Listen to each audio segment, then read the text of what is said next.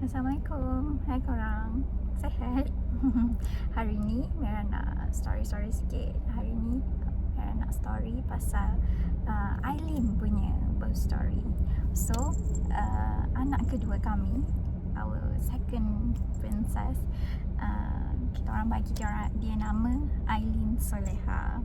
And Alhamdulillah pada 11 hari bulan 10 2024 pada pukul 9.57 lahirlah puteri kami Aileen Soleha dengan berat 2.85 kilo. Alhamdulillah. Semuanya pun berjalan lancar and Mira selamat lahirkan Aileen di Hospital Serdang. Okey. Kalau nak ceritakan kenapa kali ni Mira pilih untuk bersalin dekat Hospital Serdang. Sebenarnya masa Mira 5 bulan, Mira ada bleeding tau. Bleeding yang discharge pekat lah darah. So Mira ada pergi dekat emergency and masa tu diorang detect macam macam ada problem sikit. Kandungan tu tak ada masalah, Mira pun tak ada masalah. Cuma diorang cakap ada probability bila baby tu lahir, berkemungkinan besar dia akan kena jangkitan kuman.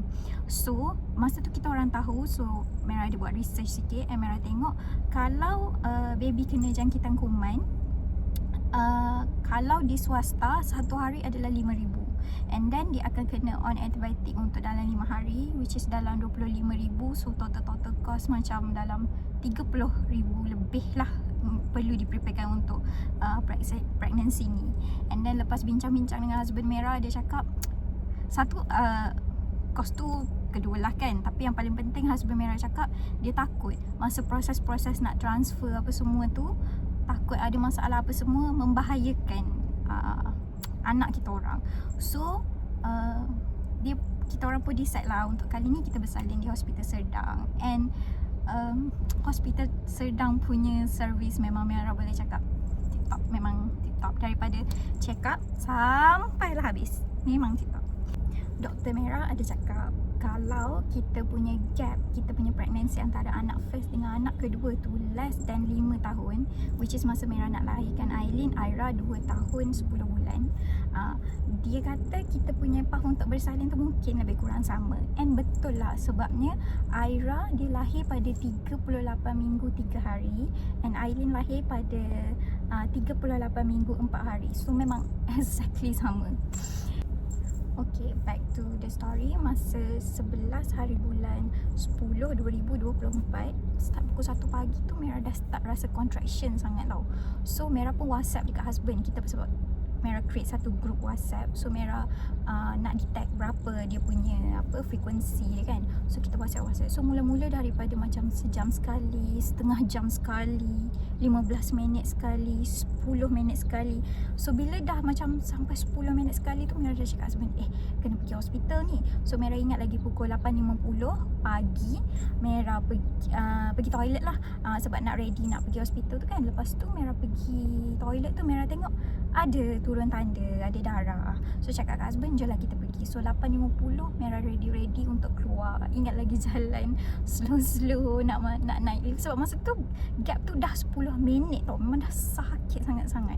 And masa tu bapa mentua Mira yang tolong hantar kita orang. So memang nervous sangat sebab perjalanan nak pergi tu sebab dah sakit sangat-sangat. And then dalam kereta pun memang sakit lah, dah pegang tangan husband semua kan.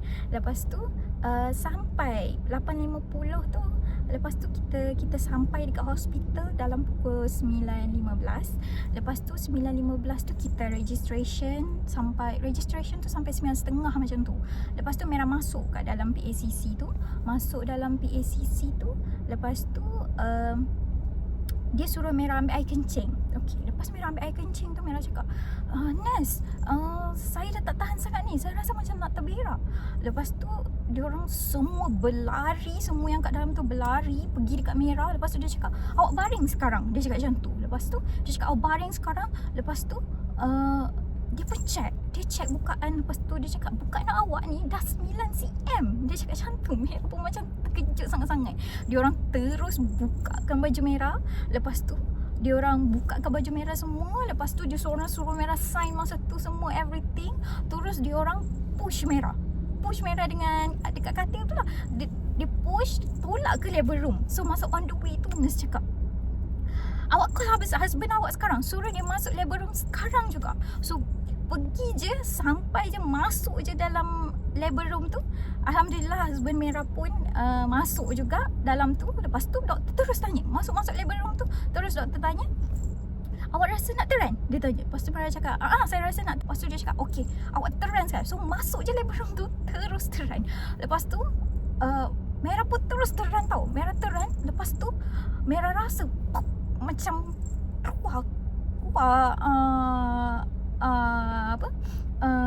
kepala baby tau. Lepas tu Mera, lepas tu dia cakap teran lagi, sikit lagi. Lepas tu Mera pun teran sekali lagi. Mera rasa pula bahu dia keluar. So Alhamdulillah 8.50 masih dekat rumah. 9.58 Mera dah settle bersalin. So Mera macam in less than 1 hour. Alhamdulillah sangat-sangat. Memang segala puji bagi Allah lah, berkat doa-doa mak Mera every day, mak mertua Mera, everyone semua. Less than 1 hour Mera siap bersalinkan anak kedua kami, tanpa epidural, tanpa induce, tanpa apa-apa pun. So Mera memang satu miracle untuk Mera. Kelahiran kali ni memang sangat-sangat Allah bantulah. Memang Allah bantu sangat-sangat. So Alhamdulillah lah. Itulah cerita dia. Memang mudah sangat-sangat bersalinkan anak kedua kami, Ailin Soleha. Semoga anak kami ni akan menjadi anak yang solehah. Seindah nama dia, Ailin Soleha kan. So itulah dia Mera nak share sebagai kenang-kenangan untuk anak Mera nanti. Kalau Ailin ada tengok video ni, inilah story Mami lahirkan awak. So thank you korang sebab tengok. Assalamualaikum.